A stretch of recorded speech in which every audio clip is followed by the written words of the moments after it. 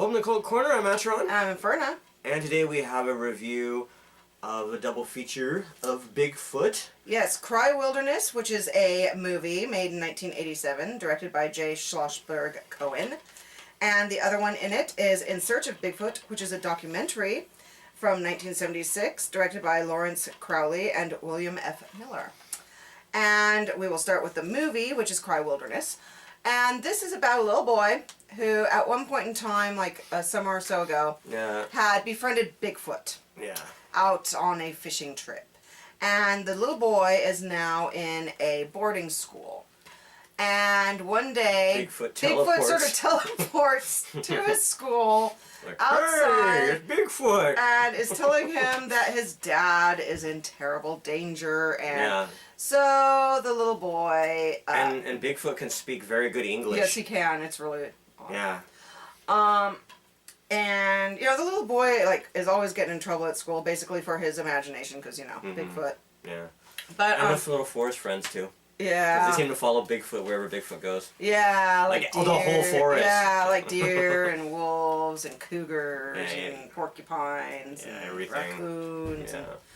And anyway, so he decides to go help his dad. And his dad works in the forest as like a park ranger or some sort of something or other. And strangely enough, one, he escapes his boarding school and like nobody's flipping out apparently. And two, he finds his dad like out in the middle of the wilderness, like just, oh hey dad, as if, you know, he knew dad was at Target. Like he could sense dad like where he was in any part of the forest, which is kind of bizarre. But, I mean, he just found him like boom. Like that. Like and which is kind of creepy too, because obviously this would be bad nowadays. But he got like he was hitchhiking and this truck driver just got picked up by a truck driver, and the truck driver wasn't even like, you know, hey kid, why are you out here alone? Nothing like that. Just like, oh, and okay, he's walked around this kind of snowy mountainous areas by himself, and you know it's really not safe. So it's kinda, and I mean he's not super young, but he's not super old. I would say probably about like 11-ish. Yeah, maybe 11. Yeah.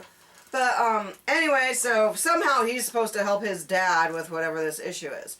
Well, there in the meantime has been like all these killings of animals and stuff in the wilderness, and so he and this Native American guy, and come to find out this like really cheesy, lame hunter guy, you know, big game hunter, are all getting together to try to track down whatever it is that's killing these animals. Right.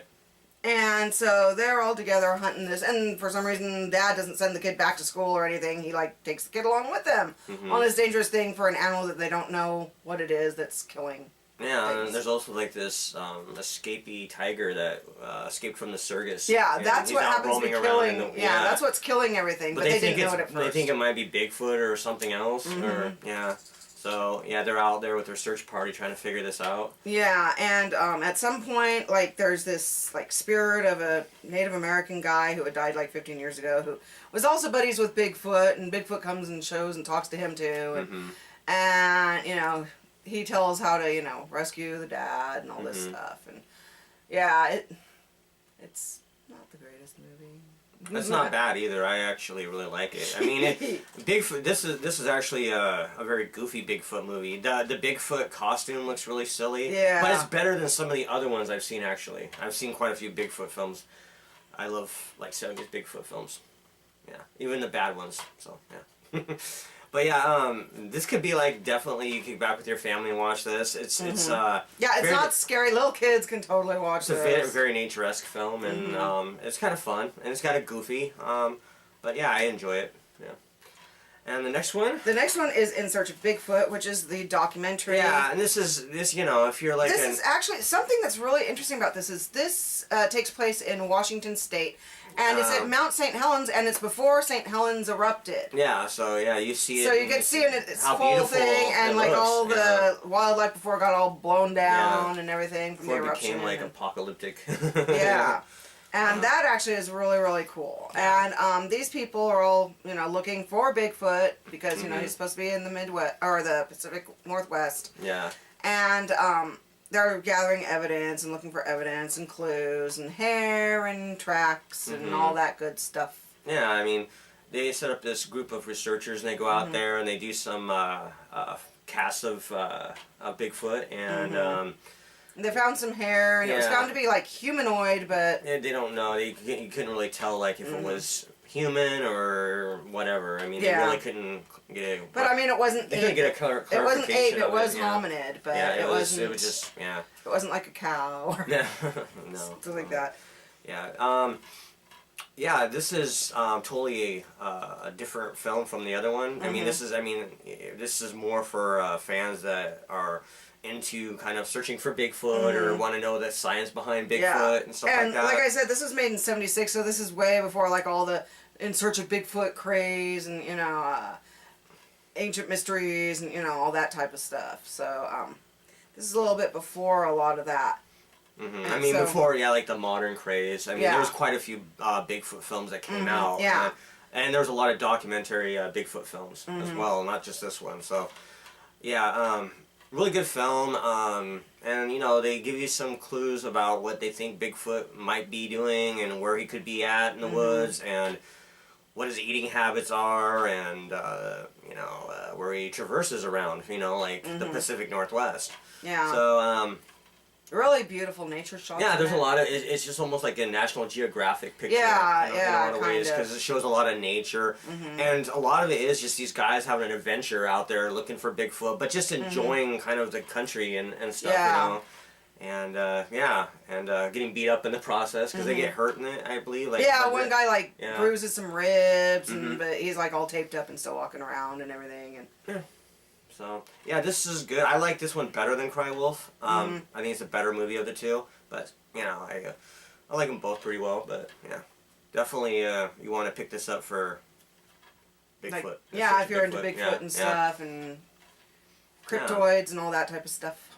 Yeah, in the 70s there was this huge kind of Bigfoot boom. Bigfoot was a hot topic and stuff, it seemed like. And they did a lot of these kind of goofy documentaries of them. Some of them really bad, some of them really good and enlightening, and just Bigfoot movies. I mean, there's some legendary ones like The Legend of Bogey Creek, The Creature from the Black Lake, In Search of Bigfoot, or I think The Legend of Sasquatch or something, I think. And I think that's my favorite one, like Sasquatch, The Legend of Bigfoot. I mean, it's more kind of a documentary style film too, but it's more kind of darker actually. They kind of portray Bigfoot as kind of something scary out there. Yeah, this one it was more like they were sort of like camping and kind of looking for Bigfoot. Yeah. Even though that was sort of their focus, but it was more almost like a glorified camping trip. Yeah, so if you're fans of Bigfoot, this is a fun pickup. Just go out and pick this up. It's getting harder to find too, so if you don't have this and you enjoy Bigfoot type films and documentaries, then definitely go snag this. This is a good version. Vinegar Syndrome, they did a bang up job putting this out. Nice quality looking picture and widescreen. The other one was standard, I think, the documentary, but Cry Wilderness, it's widescreen. It looks really nice from what I've seen it before. Really good quality. I believe I think it's a 2K version on here. There's not really any special features on here. No, not really. Which is unfortunate. I would like to see some trailers. That would have been good. Or maybe a featurette about the movies, or maybe the Bigfoot craze. Or something. Something like that. That would be really cool. But there wasn't really anything really at all. Yeah, so anyway, it's still good though. So fans of Bigfoot, pick this up. How many stars are you going to rate Cry Wilderness? Cry Wilderness, I am going to give it a 5. Okay.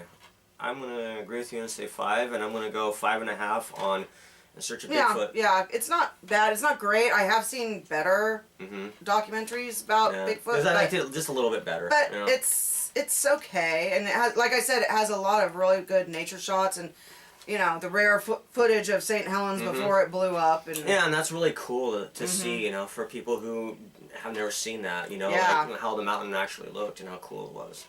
So, really nice.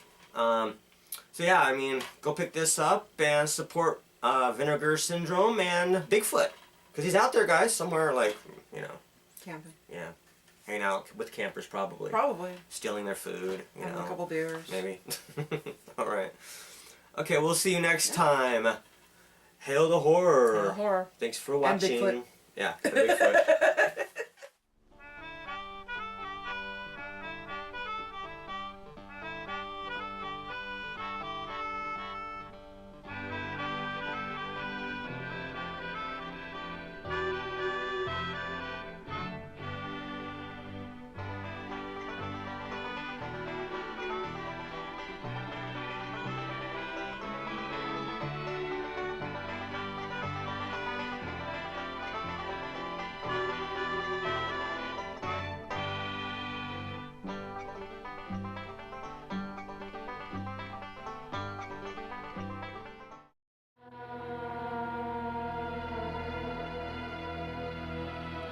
Your father is in great danger, Paul.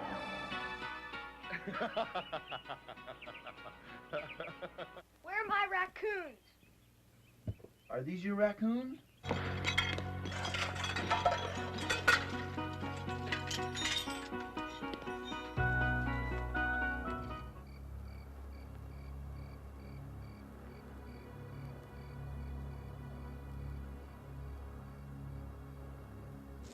I can't make the martinis without an olive.